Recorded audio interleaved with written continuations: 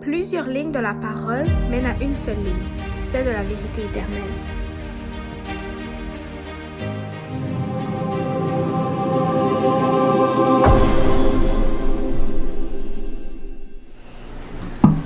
Bonjour, mon nom c'est Eric.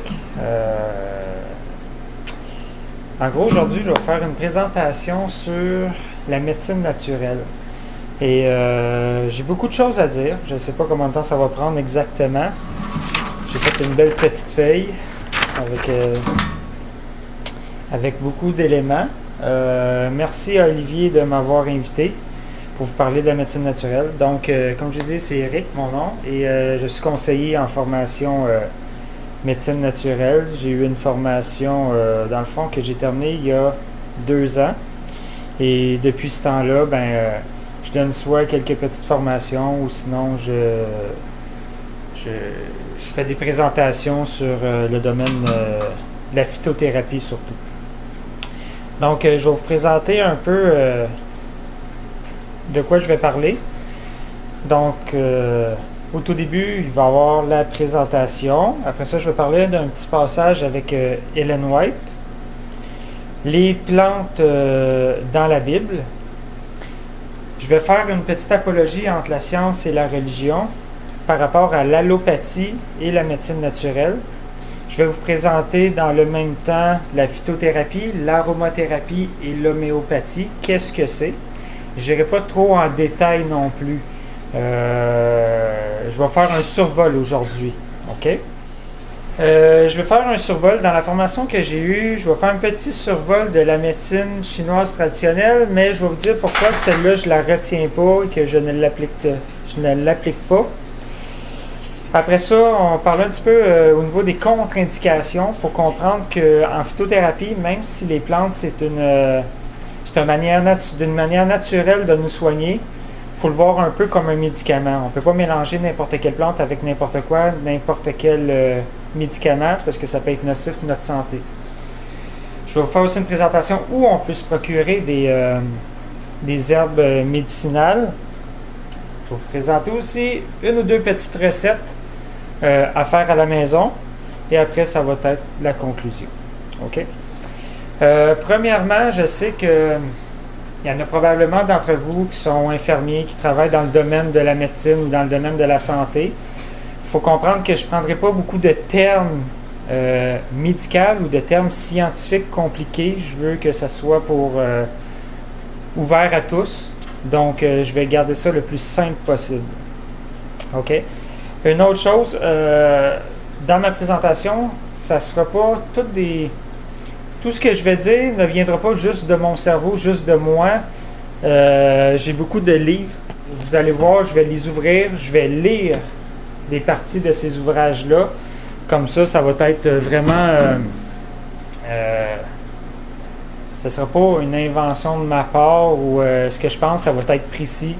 Et les ouvrages que j'ai sont la plupart du temps faits par des docteurs et sont des ouvrages que je vais vous présenter en même temps, là. Si vous voulez les acheter en librairie, c'est très bien fait. Donc, en premier lieu, qu'est-ce qui a fait en sorte que je me suis intéressé à la phytothérapie? Il y a 2 choses. C'est quand, dans un premier temps, j'ai lu l'histoire et je vais vous conter, dans le fond, un fait vécu. L'histoire de Rod Murray, nom de famille M-O-R-E-Y. En fait, Rod Murray, c'est un homme qui est herboristerie, qui a étudié dans l'herboristerie, je veux dire, et c'est un homme des montagnes. C'est une personne qui s'intéressait énormément à la nature. Et cet homme-là est tombé malade. Et je vais vous lire un peu son histoire. Il y a quelques années, on a annoncé à M. Murray qui était atteint d'un cancer spinocellulaire stade 4 du larynx et de la trachée, et le pronostic du médecin n'était pas bon. Le médecin lui a dit qu'il restait en fait 1% de chance de survie et qu'il allait mourir dans la prochaine année. À ce moment-là, cet homme qui était aussi ambulancier a commencé à s'intéresser aux plantes médicinales. Donc, il a estimé que le système médical qui l'avait servi pendant si longtemps l'avait laissé tomber. Et il a décidé de prendre sa santé en main. Alors, il a commencé à étudier les traitements à base de plantes. Il a commencé à avoir des jus de légumes pour renforcer son système immunitaire et commencer à étudier les plantes médicinales et à, disons, consommer les plantes médicinales de façon récurrente. Et aujourd'hui, il nous explique son histoire dans ce livre 25 ans plus tard. Donc, vous comprenez à quel point que d'un côté, la médecine allopathique, on peut dire aujourd'hui, souvent vont s'arrêter à leur manière de faire. Ils vont dire, ben, il ne vous reste plus longtemps à vivre. Et de l'autre côté, la création de Dieu est là. Hein, on dit que les plantes sont dans la nature. La pharmacie, la plus grande pharmacie au monde est dans la nature. À ce moment-là, c'est simple. Dieu nous donne la possibilité aussi de pouvoir prendre notre santé en main et de guérir des maux de la vie. La dernière fois, je vous avais parlé du travail médical missionnaire qu'Ellen White nous a expliqué à travers les événements des derniers jours. Et je vais relire ce passage-là parce que je le trouve vraiment important. À mesure que les agressions dans le domaine religieux priveront notre nation de ses libertés, ceux qui défendront la liberté de conscience se trouveront dans des situations difficiles.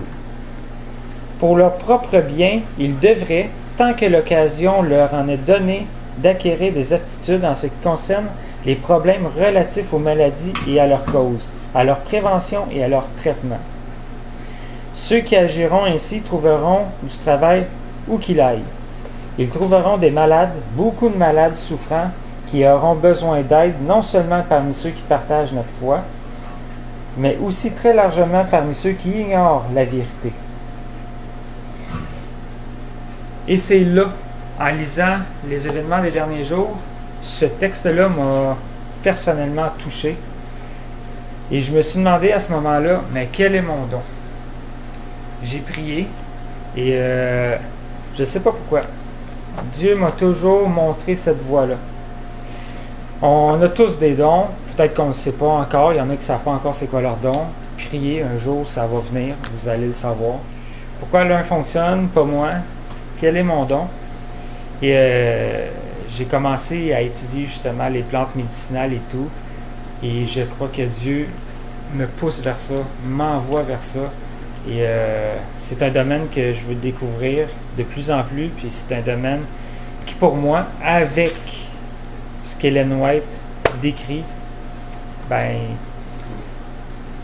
je sais pas comment expliquer ça, mais c'est un sentiment profond de dire je dois aller vers ce domaine-là. Et ça me fait plaisir de partager ça avec vous. À la page 83 des événements du dernier jour, Ellen White dit aussi « Je désire vous dire bientôt qu'on ne pourra plus faire aucun travail d'évangélisation par la prédication, mais seulement par le travail missionnaire médical. » Avec ce qu'on a vu dans les 2 dernières années, surtout ici au Québec, la division qui s'est créée par rapport à ceux qui désiraient suivre le gouvernement aveuglément, par rapport aux autres qui décidaient de dire wow, on va prendre 2 petites secondes, on va réfléchir à la situation, puis qu'automatiquement, beaucoup de gens se sont fait pousser dans un coin et d'autres dans un autre coin. Et je vois là-dedans les prémices de l'avenir. Je vois les prémices des chrétiens qu'un jour vont avoir à se battre et probablement qu'on ne pourra même plus avoir droit à des soins qui ont de l'allure. Puis on voit déjà les prémices de ça. Donc c'est pour ça que je veux prendre le temps de vous parler de la médecine naturelle, parce que on voit qu'avec le temps, ça va être important d'une part pour pouvoir aller vers, oui, les nôtres ou ceux qui croient en Dieu. On va pouvoir aller vers eux et les soigner, parce qu'ils n'ont peut-être plus nécessairement la chance d'avoir des soins dans les hôpitaux.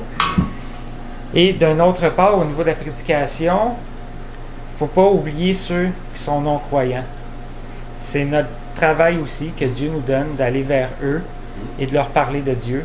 Et il va y avoir aussi des non-croyants qui n'auront peut-être pas la chance d'avoir des soins adéquats. Et ça va être notre travail aussi d'aller vers eux, de prendre le temps de les soigner, de leur parler de Dieu, puis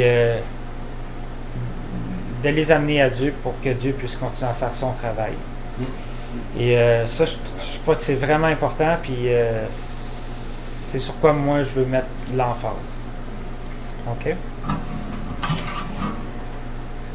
Si on parle, à mon point numéro 3, on parle des plantes dans la Bible. J'ai ici, il est écrit que les plantes citées dans la Bible concernent environ 110 espèces végétales sur quelques 2600 espèces originaires d'Israël. On ne prend pas le temps de remarquer, mais en réalité, on parle énormément des plantes dans la Bible. Souvent, au niveau biblique, il n'y a pas non plus de description complète des plantes, disant chaque plante qu'est-ce qu'elle fait. Par contre, les plantes ont une part importante de la vie des gens qui vivaient au moment biblique en Israël. C'est décrit que la plupart de ces plantes ont pour les gens dans cette époque une signification importante. Ils ont été utilisés à des fins alimentaires, médicinales, culturelles et au niveau comme matériaux de construction.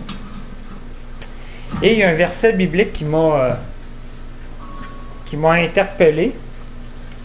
C'est au niveau du psaume 104, verset 14. Il fait germer l'herbe pour le bétail et les plantes pour les besoins de l'homme.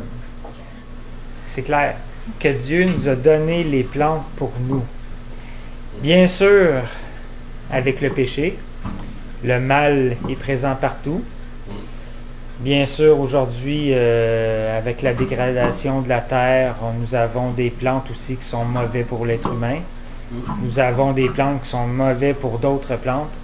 Mais à travers ça, Dieu fait son œuvre, Dieu est là, et la médecine peut se servir des plantes et se sert des plantes. Puis Dieu nous a donné la plus grande pharmacie sur terre, comme j'ai dit tantôt. Il faut comprendre une chose, les plantes médicinales ne sont pas non plus seulement dans des places isolées, une plante spéciale en plein cœur de l'Amazonie, inaccessible. Non, contrairement à ce que vous pourriez penser, vous utilisez déjà des plantes dans votre alimentation, vous utilisez déjà des exemples de l'ail, oignon, ça fait partie des plantes médicinales et on l'utilise déjà dans notre alimentation. Maintenant, dans mon point 4, j'aimerais vous parler de la science versus la religion, puis ce qui va m'amener à l'allopathie versus la médecine naturelle. Comme vous savez, présentement, la science est devenue en tant que telle une religion. Et encore aujourd'hui, la religion se bat contre la science contre la religion. Souvent, les scientifiques vont dire « Ah, la religion, on met ça de côté, Dieu, on met ça de côté, on va baser notre propre science, l'homme, puis on est capable de découvrir les secrets de la nature à notre façon, puis on n'a pas besoin de Dieu pour ça. Les faits sont là. » Pourtant, ça n'explique pas pourquoi que à chaque réponse qu'un scientifique réussit à trouver, il y a 10 autres questions qui viennent avec. Et de la même manière, pendant des années, même encore un peu aujourd'hui, le côté religieux refuse la science en disant que la science, comment je peux dire ça, Olivier? La science est un domaine quasi ésotérique, puis rejette Dieu, donc on ne peut pas toucher à ça. Mais moi, je ne suis pas d'accord avec ça. Et je vous explique pourquoi. On sait très bien que la Terre a été créée par Dieu. On sait que la nature a été créée par Dieu. Dieu est là autour de nous. La création, c'est Dieu. Et la science, si on est capable de l'étudier, c'est bien parce que Dieu nous a donné la capacité de comprendre sa création. Donc, la religion ne devrait pas rejeter la science et la science ne pas rejeter la religion. C'est un tout, c'est tout ensemble. En réalité, les scientifiques, s'ils se baseraient plus sur la Bible, ils croiraient et prieraient Dieu de leur donner plus de connaissances au niveau de la science. On serait beaucoup plus avancé au niveau de la science aujourd'hui. Je vous donne un exemple. On va prendre 1 mètre. Il y a 100 cm. Si on fait une graduation de la connaissance humaine au niveau de la science, on est quoi aujourd'hui par rapport à tout ce que l'on pourrait connaître? Peut-être un demi. On va dire un maximum de 1 cm sur 1 mètre. Et les scientifiques se disent qu'ils sont... comment je peux dire ça? Qui sont extrêmement avancés dans la science, puis que... Mais en réalité, ils sont aveugles. Et c'est triste de voir ça parce que je fais l'apologie avec l'allopathie. L'allopathie, dans le fond, c'est la médecine traditionnelle que l'on connaît dans les hôpitaux et qui sont basées sur des faits scientifiques. Et je ne dis pas que c'est mauvais. C'est ça, il faut faire attention. Parce que, comme j'ai dit, la science, il ne faut pas la rejeter. Il ne faut pas rejeter non plus l'allopathie et les médecins traditionnels dans les hôpitaux. OK? Et je vais vous expliquer pourquoi. D'un côté, on a la médecine que l'on connaît dans les hôpitaux et d'un côté, on a la médecine naturelle. La médecine naturelle, médecine par les plantes ou par des moyens naturels. Mais encore là, nos connaissances dans le domaine naturel s'est estompé dans le temps. En réalité, il y a 2000 ans, il y avait beaucoup plus de connaissances au niveau des plantes puis comment se soigner au niveau naturel qu'aujourd'hui. Et un médecin aujourd'hui a quand même, et la médecine d'aujourd'hui a quand même fait beaucoup d'avancées. Et vu que le mal est sur Terre, on ne peut pas se le cacher, les gens sont malades, puis il y a de plus en plus de gens malades avec l'alimentation d'aujourd'hui et tout. Faut comprendre que Dieu a donné la capacité à des êtres humains d'étudier, de comprendre la biologie, de comprendre la médecine et de pouvoir nous soigner. Et encore là, le mal s'est immiscé là-dedans et a fait qu'aujourd'hui, malheureusement, certains médecins ils rejettent tout le côté naturel, ils rejettent la puissance de Dieu et vont miser sur l'argent et les bénéfices au niveau de la médecine. Et ça aussi, c'est triste aujourd'hui de voir ça, parce que on a beaucoup d'avancées et les deux doivent être ensemble. Faut pas faire non plus comme, parce que ça, c'est des nouvelles qui sont tristes aussi, faut pas faire comme on a vu certaines familles, de rejeter complètement les hôpitaux et les médecins traditionnels, de soigner seulement par des plantes et ne sachant pas naturellement ou n'ayant pas les études ou les qualifications pour bien utiliser les plantes médicinales par rapport au pronostic, fait en sorte qu'on a vu dans des nouvelles que des enfants ou des gens sont morts par manque de soins. Quand s'il aurait été amené à l'hôpital, il aurait pas été soigné. Puis, vous comprenez ce que je veux dire là-dedans. J'imagine si vous comprenez le sens de ce que je veux dire. Donc, ce que je veux dire là-dedans, c'est que la médecine naturelle, ça va être une médecine alternative qui va être de plus en plus demandée, vu qu'on a de moins en moins de soins, plus le temps avance. Par contre, il ne faut pas rejeter les hôpitaux et leur médecine. La médecine est bonne, OK? Mais la médecine naturelle est un complément qu'il faut prendre en compte et il faut assembler les deux ensemble, OK? Bon. Donc, science-religion, ça doit être ensemble. L'allopathie, médecine naturelle, ça doit travailler de concert aussi. C'est comme ça qu'on va avancer. OK? Maintenant, au niveau de ma présentation, je vais commencer par vous présenter la phytothérapie, l'aromathérapie, l'homéopathie. Je vais tout de suite faire un petit survol sur la médecine traditionnelle chinoise. Pourquoi que dans mes cours que j'ai faits, bon, naturellement, j'ai pas eu le choix de suivre ce cours-là, mais j'ai vraiment fait un survol et de ma part à moi, je l'ai rejeté. Pourquoi? Parce que je trouve que c'est médecine traditionnelle chinoise, je trouve que c'est un peu ésotérique. Dans le fait que on prend en compte l'astrologie, la disposition des étoiles dans le ciel avec les énergies du corps, et là, je vais manger un aliment froid pour être de concert avec le yin et le yang.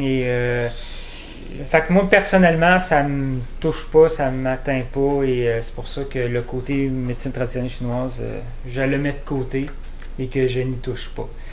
Quand on mélange le chakra et l'astrologie et tout, ben, vous comprenez pourquoi que je ne vais pas dans ce sens-là. Et malheureusement, c'est une nouvelle religion, ça, aujourd'hui.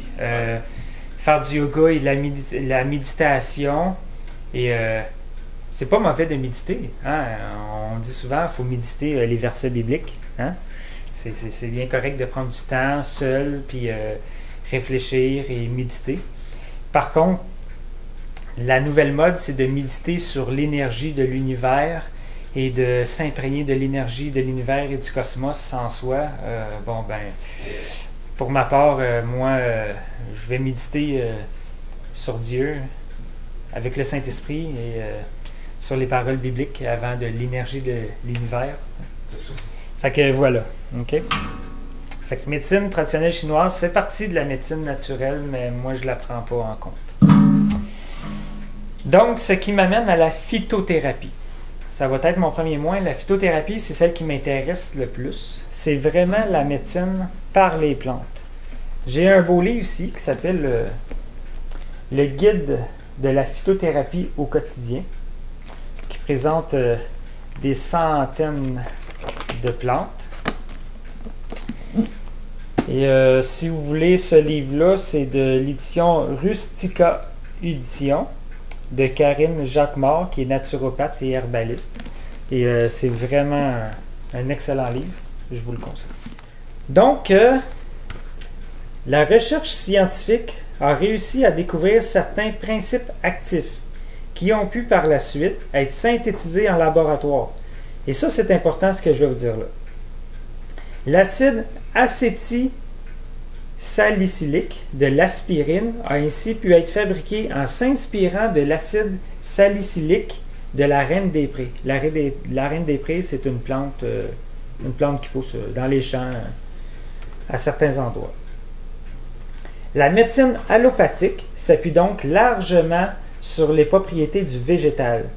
Plus de la moitié des médicaments du Vidal, le Vidal, c'est dans le fond le dictionnaire de référence pour les médecins, sont plus ou moins directement issus des plantes médicinales.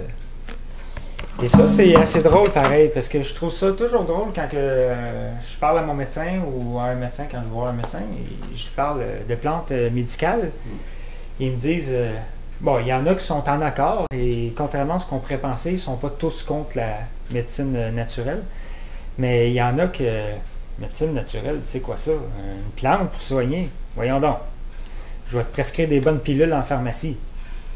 Mais pourtant, quand on va en pharmacie, les pharmaciens savent bien que plus de la moitié de leurs médicaments proviennent des plantes.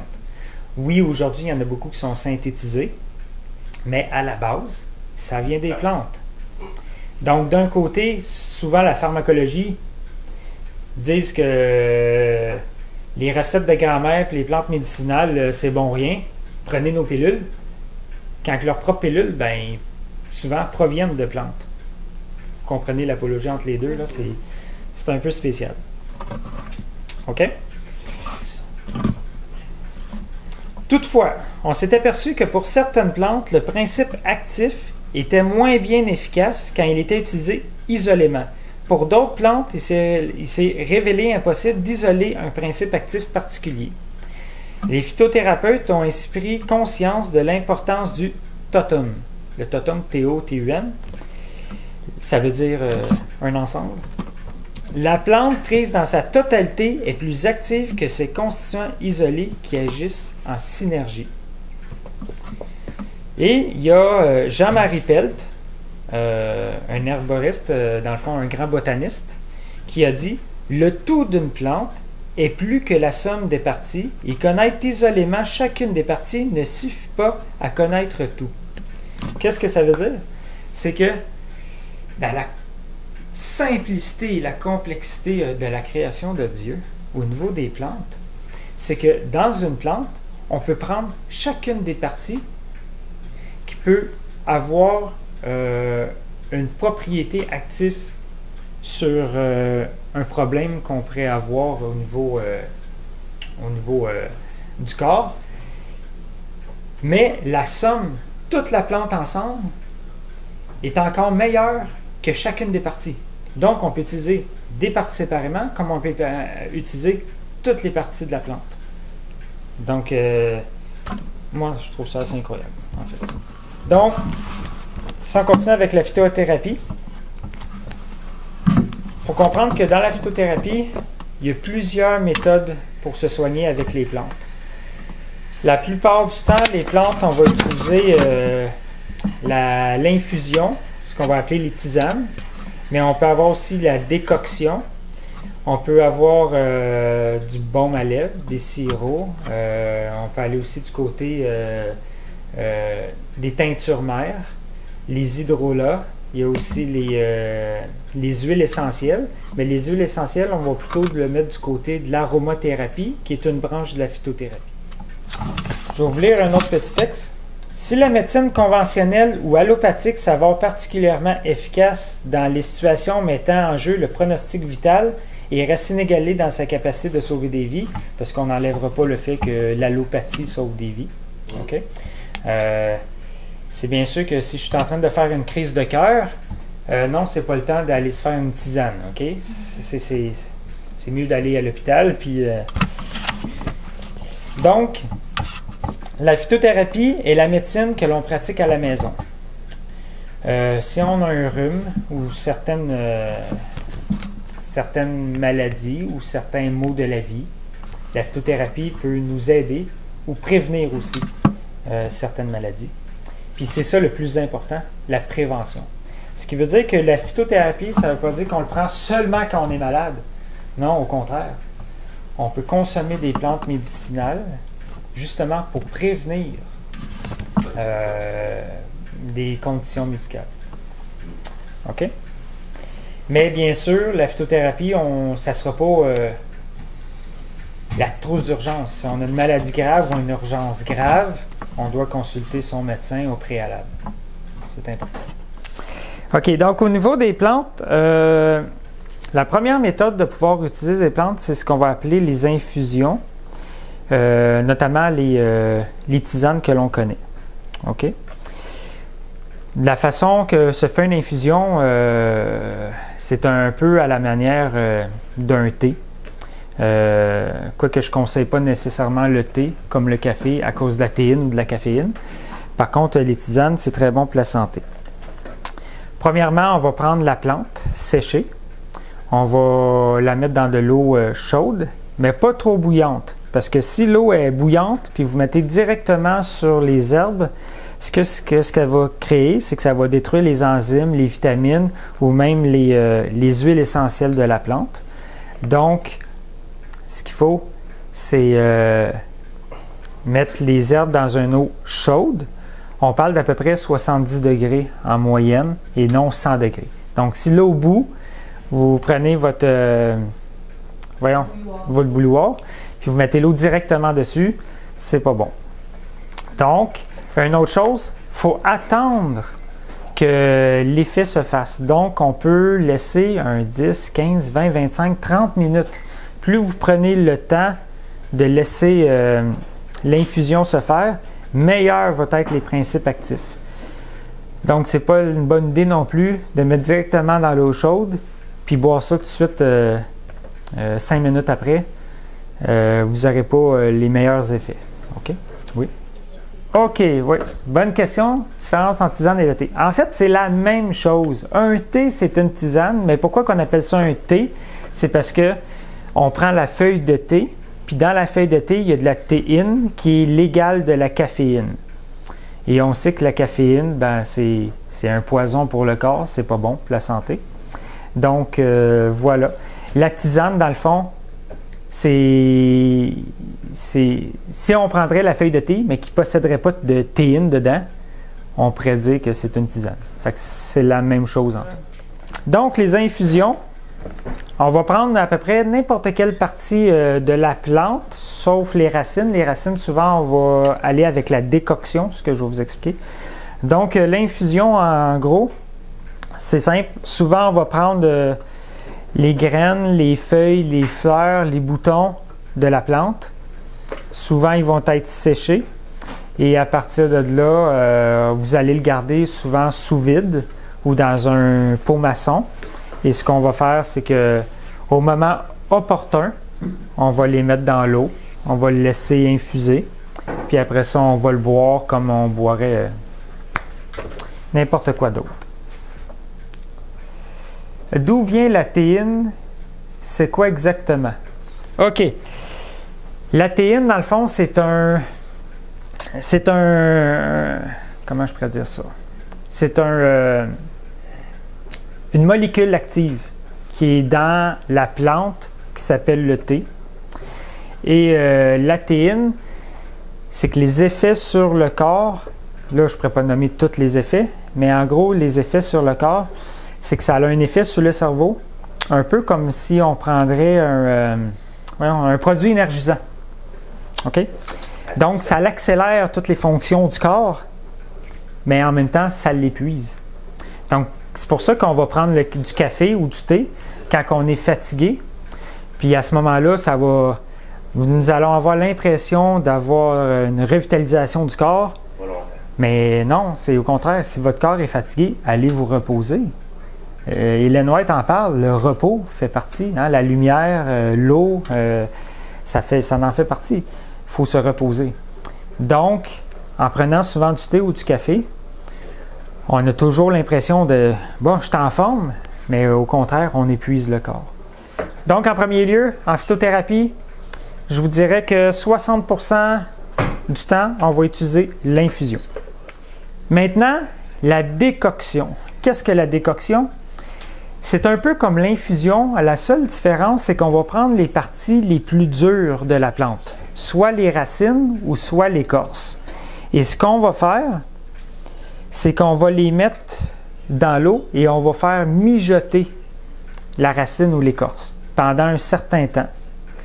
Donc, pendant que ça va mijoter, ce que ça va créer, c'est que ça va dégager les arômes, ça va dégager les molécules actives des parties de la plante. Et à ce moment-là, on va pouvoir c'est ça, on va pouvoir prendre les principes actifs de la plante, puis on va pouvoir le boire comme ça serait une tisane. Je vais vous expliquer un petit peu comment ça se fait. Dans le fond, on mettrait 4 à 6 cuillerées à soupe de racines ou d'écorce dans 1 litre d'eau froide. Après ça, on va porter la préparation à frémissement à feu doux. Donc, à frémissement à feu doux, ça veut dire pas faire bouillir à 100 degrés. Quand l'eau commence à frémir, à ce moment-là, on va laisser mijoter de 25 à 45 minutes. Dans le fond, ça va être le temps sur le feu pour qu'on puisse avoir une bonne décoction de la plante. Si on veut une décoction encore plus forte, on peut laisser un 20 à 30 minutes de plus. Et après ça, on va le laisser dans l'eau pendant à peu près 12 heures. Et à la suite de ça, on va filtrer avec un filtre à café ou... ouais, c'est un petit tissu, je me souviens plus c'est quoi du nom. Fait que vous filtrez et à ce moment-là, vous pouvez boire ça autant froid que chaud. Donc voilà, c'est ce qu'on va appeler la décoction. OK? Donc, pourquoi qu'on va faire la décoction et qu'on va vraiment faire mijoter? C'est parce que si on laisse tout simplement une racine dans de l'eau chaude pendant 15-20 minutes, comme on ferait avec une plante, on ne sera pas capable de tout retirer parce que la perméabilité, dans le fond, de la racine est plus grande qu'une feuille de plante. C'est tout simple que ça. OK? Par la suite, on peut faire aussi des sirops. Tant qu'à s'acheter toujours des sirops qui vaut cher avec des produits qu'on ne connaît pas, puis des produits synthétiques, il y a certains produits en pharmacie, des sirops naturels qui est très bien, qui font bien le travail. Mais on peut faire aussi des sirops. Et justement, dans mon point 6, je vais vous donner une petite recette de sirop à faire à la maison que vous allez pouvoir même faire aujourd'hui si vous voulez, parce que vous avez probablement les ingrédients dans votre frigo. Par la suite, donc je vais continuer. Donc, phytothérapie, c'est vraiment la médecine par les plantes. Et avec les plantes, on peut faire aussi ce qu'on appelle des teintures mères ou des huiles essentielles. Là, à ce moment-là, on va rentrer dans le domaine de l'aromathérapie. Qu'est-ce qu'une huile? Qu'est-ce que l'aromathérapie? Bien, l'aromathérapie, en fait, ça va être le fait de prendre une plante et par exemple, distillation, de pouvoir aller chercher le concentré aromatique de la plante. OK? Et c'est ce qu'on va appeler souvent une huile essentielle. OK? Une huile essentielle, en gros, c'est un concentré d'une plante. Et on ne boit pas ça à la bouteille, là. OK? Je vous donne un exemple. Une plante, si on le prend à la manière d'une tisane, vous allez pouvoir boire 2-3 tasses, exemple, de tisane par jour. Ça va être correct. Par contre, si on prend la concentration d'une huile essentielle, une petite goutte au compte-goutte peut avoir l'effet de 15 tasses de tisane dans une journée, au point que c'est concentré. Donc, il faut faire attention à ça. Si on prend trop d'huile essentielle, ben, ça peut être nocif pour votre santé là, parce que c'est très concentré. OK? Donc, l'huile essentielle est l'extrait végétal le plus puissant. Les huiles essentielles ne sont pas présentes dans toutes les plantes, seules celles que l'on dit aromatiques en possèdent. C'est l'essence même de la plante. Je vous donne un exemple. Quand vous prenez une orange, vous prenez la pleure, puis vous pressez la pleure. Ça dégage une senteur. Ouais. Vous prenez de la lavande, puis vous allez sentir la lavande, vous sentez, ça sent fort. Ouais. Mais ça, c'est l'arôme de la plante. Mais on peut extraire cet arôme-là de façon concentrée. Et cet arôme-là a énormément de produits ou de bienfaits. Ouais. OK? Les plantes, les fleurs, herbes à essence, ne pourraient pas, dans le fond, les aromates ne pourraient pas vivre sans leurs huiles essentielles. Dans le fond, les plantes ont besoin de leurs huiles essentielles. C'est un peu comme, on boit de l'eau, mais on a du sang. Bon, ben les aromates, c'est un peu le sang, si on veut, de la plante. Pour nous, dans le fond, le sang, c'est la vie. Hein? Il ne faut pas boire du sang. Hein? Bon.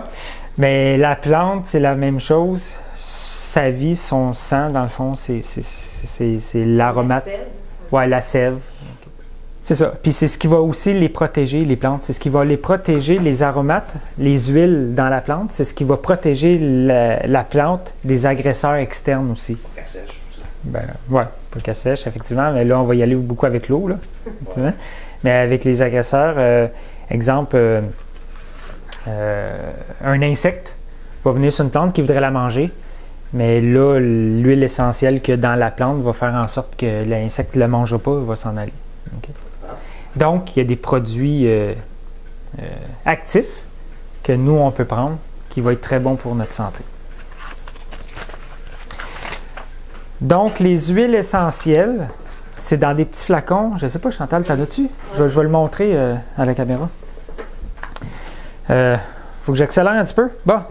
Donc, les huiles essentielles, il ne faut jamais prendre ça directement dans de l'eau ou dans un liquide. Parce que les huiles essentielles sont hydrodispersibles. Ça veut dire qu'ils ne peuvent pas faire un mélange homogène avec un liquide.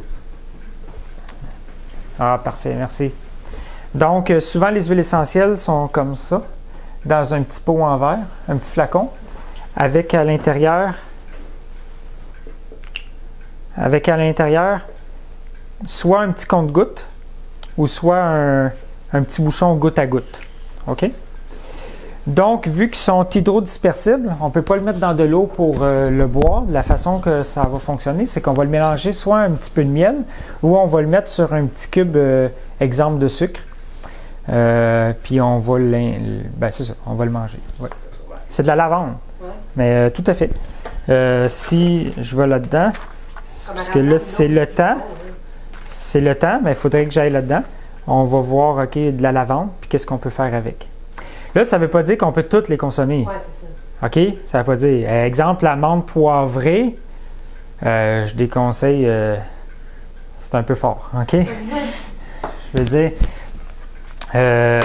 c'est pour ça que dans contre-indication, là, mais que j'arrive là, je vais expliquer qu'on ne va pas à la volée. On ne peut pas prendre n'importe quoi, que c'est une plante qu'on le prend.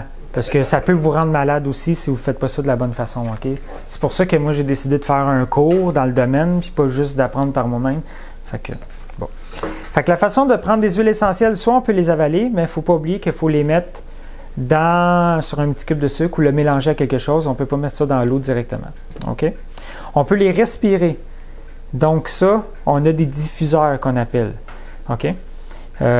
Donc, on met une petite goutte dans de l'eau. Puis là, on va avoir un petit diffuseur qui va, dans le fond, créer de la brume. Puis il y a différents types de diffuseurs aussi. Ça va être dans l'air. Puis on va respirer ça, puis c'est bon. Okay.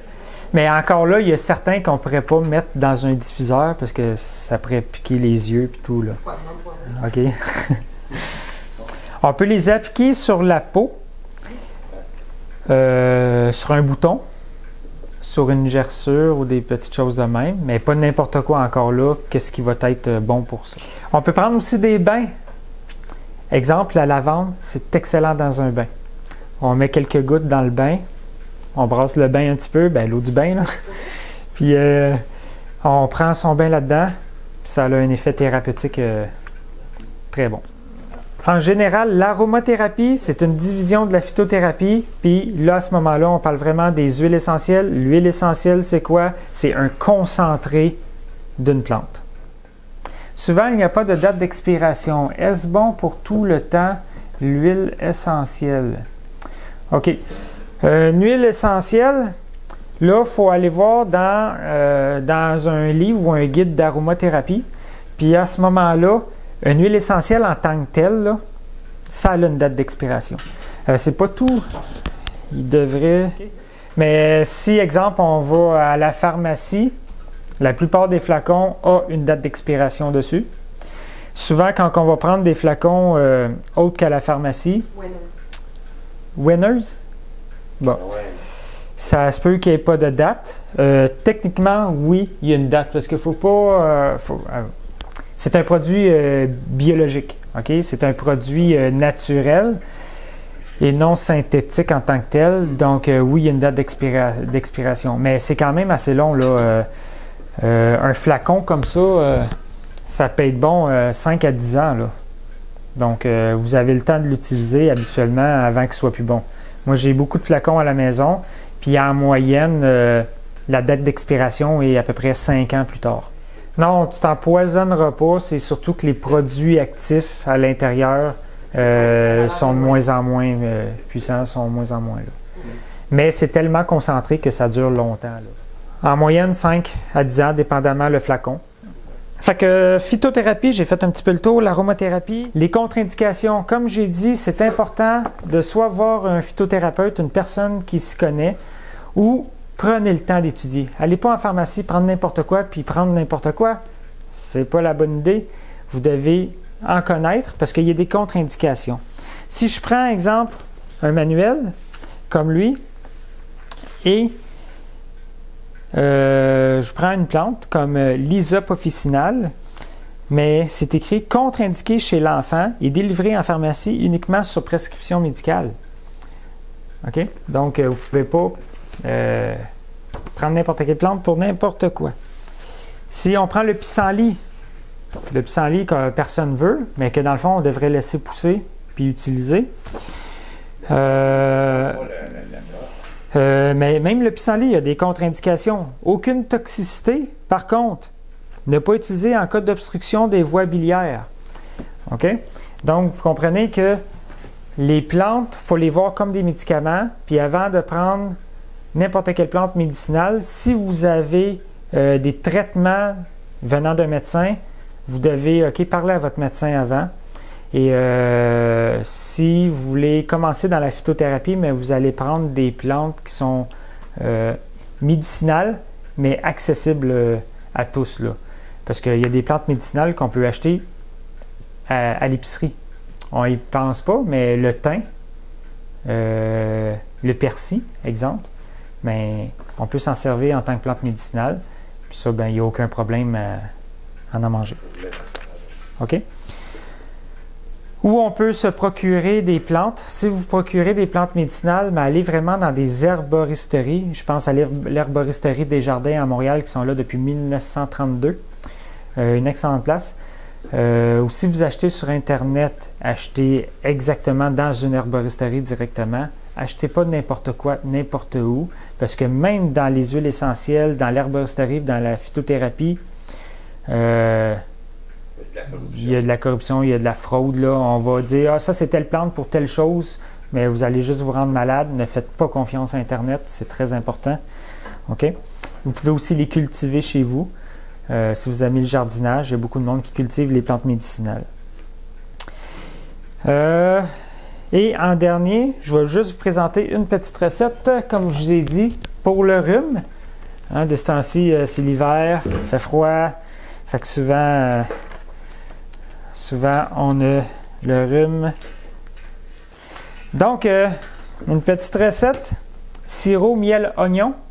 Là, il faut que vous aimiez le miel, il faut que vous aimiez l'oignon. OK?